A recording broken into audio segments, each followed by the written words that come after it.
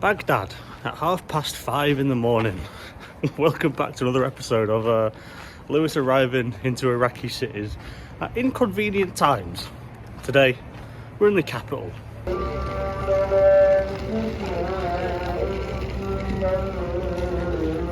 And on our way to the first stop on today's mooch around Baghdad, it's a really cool graffiti down here under this bridge. This, I'm told, was done a couple of years ago by a load of youths, a lot of young people and artists who want to demonstrate to the government that they have hopes for a brighter future for Iraq and not to go back into their old ways. I'm going to avoid politics in this one, but it looks cool and it's there. And it includes a picture of the thing we're about to visit, the Freedom Monument. That big Freedom Monument is there as a recognition of all the soldiers who fought in the 1958 revolution against the Hashemites to eventually form what is now the Republic of Iraq, a self-governing independent country. And then behind it we have this really open, nice, quite wonderful and very clean park, which I'm sure later on today is going to be popping. But for now, early hours, it's quite a pleasant, quiet walk around. And then this bit in front of it is called Tahrir Square. It's a really weird word to say. Tahrir Square. Tahrir means liberation. Alright, I think life has begun in the city of Baghdad this morning. All getting a bit hectic. We've just arrived at Alkalani Square, which has Alkalani Mosque next to it, which I don't think we can go in. There's a lot of police around, so I've got to be a little bit careful.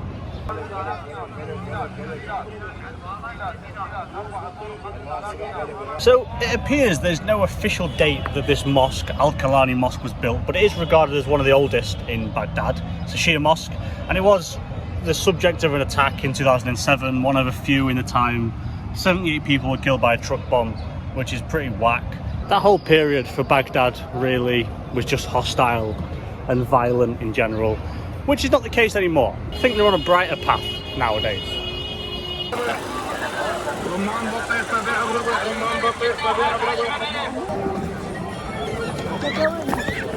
I think we've found the Baghdadi Sunday market, boys.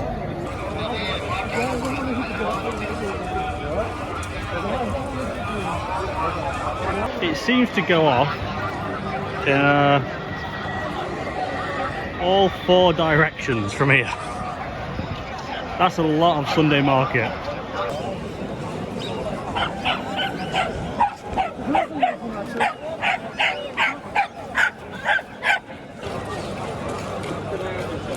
If you're watching this and you work in Tesco, you ever wondered where your old uniform ends up? Because I think I might have found the answer. That is a mound. There's no other way to put that. A mound of Tesco shirts. So, mystery solved. And no, they don't have Tesco in Baghdad. So it's not from here.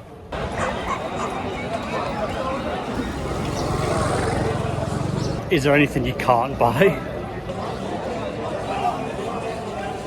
Whether you want some live fish, some chickens, pet dog, knives, motorbike, or I guess any amount of Tesco merchandise you could dream of, someone's selling it. And here we have the river Tigris, on which the city of Baghdad is built. Just before we move on from that point of Baghdad having some difficult periods, did you know in 2012 Baghdad was the least hospitable city in the world, in the whole world? It's a pretty impressive title. Over a decade ago now, so not going to dwell on that, but just an interesting fact.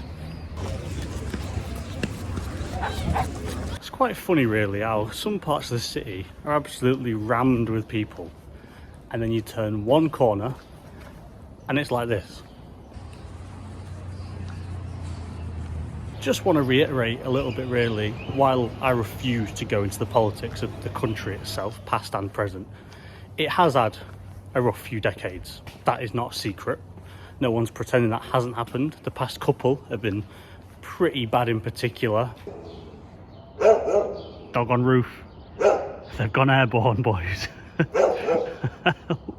What is a bit of a problem that seems to have been overextended past what is reality is what the safety situation is like for tourists. You'll see on the government website for the UK, you'll see on wiki pages of travel and stuff, whatever, that it is unbelievably unsafe to be here. And it just isn't. It's, you know, said it a million times, but it's boring. It's really boring. If you're going to come here, don't be surprised that it's not in perfect condition. It doesn't reflect the present situation. It's all, you know, follow on stuff from the past. It's just a kind of a reminder. And if you're watching this with no intention of coming, wondering what Baghdad's like, well, yes, of course it bears those marks of a very, very difficult time past. Doesn't necessarily mean that currently it is any less safe than anywhere else in the world. And you're just mooching around a place like this. I've walked past loads of police, I've taken pictures near police, and no one's really bothered. So yeah, short version of that is, it's chilling. Baghdad's kind of chilling now, and Iraq so far as a whole. Hello guys.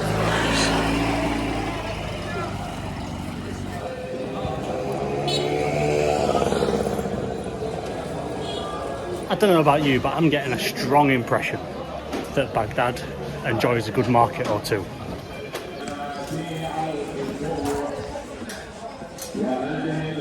And just around here we have the entrance through this archway to one called Mutanabi Market, Mutanabi Street, and is used specifically for selling books and art, named after Al-Mutanabi, a famous 10th century classical Iraqi poet. They've even got some English ones, how about that? And then as we get towards the bottom, near the Tigris, there's a big statue of our pal up here as well, Al-Mutanabi, from over 1,000 years ago. And since his day, this has actually always been, this area, it's kind of remained a cultural, kind of artistic place as well. So, still used in the modern day for books, stationery, and that kind of thing.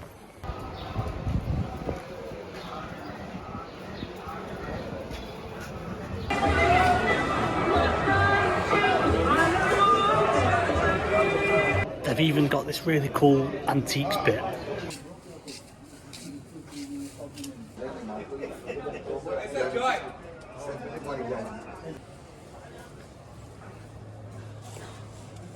Bloody hell, it continues. I think we're in the jewellery bit.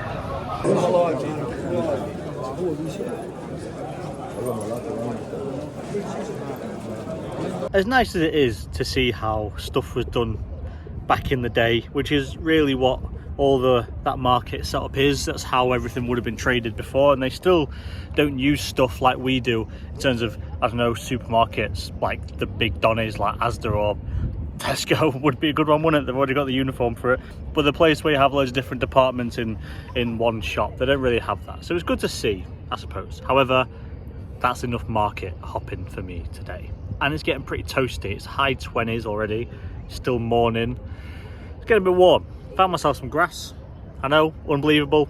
And having a bit of a sit down. And I've got to say, I could hardly have picked a better spot. That is the Martyrs Monument, Al-Shahid, locally. And we're going to go over there in a sec, talk about it some more, about what it actually is, etc. But it's absolutely magnificent, isn't it? I also want to just take the opportunity to say how absolutely brilliant I think Baghdad is, by the way. It's an ace city. After Basra, got to admit, I lowered my expectations a little bit, started to, you know, sort myself out. What do I realistically think the rest of the country is going to be like? But no need whatsoever. Baghdad is just a very good place, and I'm having a good time. Apart from that fly trying to get in my ear. Maybe it's not a totally fair comparison to put Basra and Baghdad together. Maybe it is, I don't know. But if for some reason you've got a decision to make between Baghdad or Basra on your trip or on any trip or whatever, pick Baghdad. It's just better.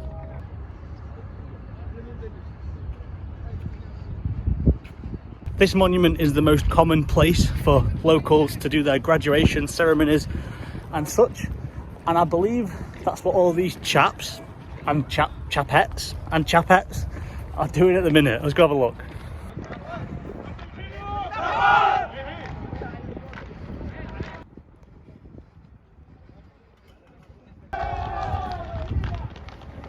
Got some more on this side as well. Everyone's at it today. So this is the Martyr Monument, Al Shahid, and it is bloody massive. It's nearly 200 feet tall, 185 feet I think, and it's split in two. It's built like one of those Abbasid domes, the Arab style blue domes you'll see on a lot of mosques. It is actually one of three structures that Saddam built to beautify Baghdad. This one was built during the Iran-Iraq war in the 80s to commemorate soldiers fallen in that same war. But as it is such a spectacular demonstration of gratitude to the soldiers fallen in that conflict, nowadays it is just used as a commemoration for anyone fallen in any conflict for Iraq before, during or since that Iran-Iraq one. And on top of being fairly glorious, it's also set in a very nice environment. It's quite pleasant, very big lake, it's quiet, it's green. It's not a bad spot this. It's a difficult one. I couldn't have imagined this while I was traipsing around those millions of markets earlier today. I could not imagine being this much space free. And here we are. It's a wonderful day.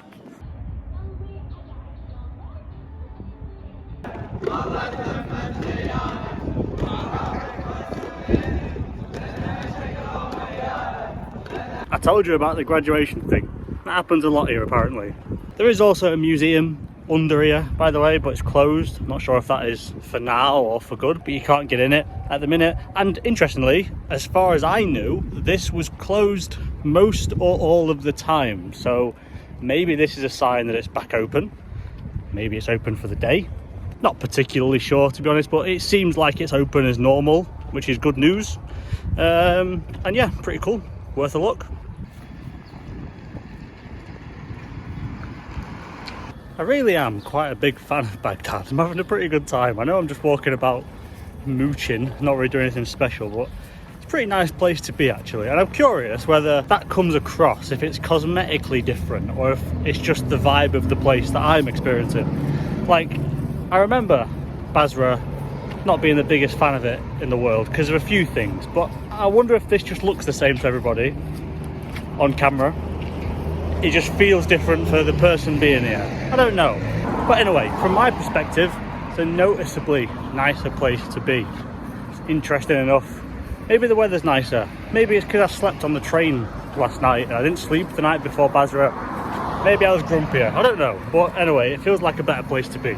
And by the way, the train journey, which I suppose I never picked up on, was good. All went well. All went to plan. That's the overnight train from Basra to Baghdad, the mythical train, for those that didn't see the Basra half of this. They do this thing before you get on where everyone who's getting the train lines up all their bags and a sniffer dog goes round. Apart from that, it was a very normal train journey. Got on it, laid in my, you know, noticeably compact bed in a quite compact cabin of 4 people. So that was snug, but it was comfortable. The bed was as rock hard as I needed it to be after yesterday's 1 million steps. And pretty much got on it, fell asleep, woke up, gave my passport, fell asleep, woke up, gave my ticket, fell asleep and snored my head off. And then woke up now and again to notice that I was bumbling across the desert somewhere in Iraq, which was a nice experience. Pretty much woke up again at about 5 in the morning when the train was pulling into Baghdad. Job done. Regarding whether my snoring did in fact do the other 3 blokes' heads in, I suppose I'm the wrong person to ask about that. I was snoring my head off, so if it did annoy them, sucks to be them. If not, everyone's a winner. Either way, I had a pretty good night's kip. Anyway, overall, Baghdad, very good, very satisfied. All has gone pretty swimmingly. There are definitely a lot of other bits to see in Baghdad. You could easily spend a couple of days here, but I am melting, and I think I'm gonna go and find a way to get to Najaf, a couple of hours south. The actual reason I'm leaving Baghdad is because I don't really want to spend the night here. I've heard the hotels are absolutely abysmal in condition, even worse than what I'm accustomed to apparently, and I've stayed in some pretty minging places. Either that or the hotels are just extortionate, like 200 quid a night, so absolutely no chance. So I'm getting a head start on my Najaf part of this trip, like going today while I can still get transport there, and then going from there. So fingers crossed there is some transport, otherwise we're revisiting this plan in a few minutes time.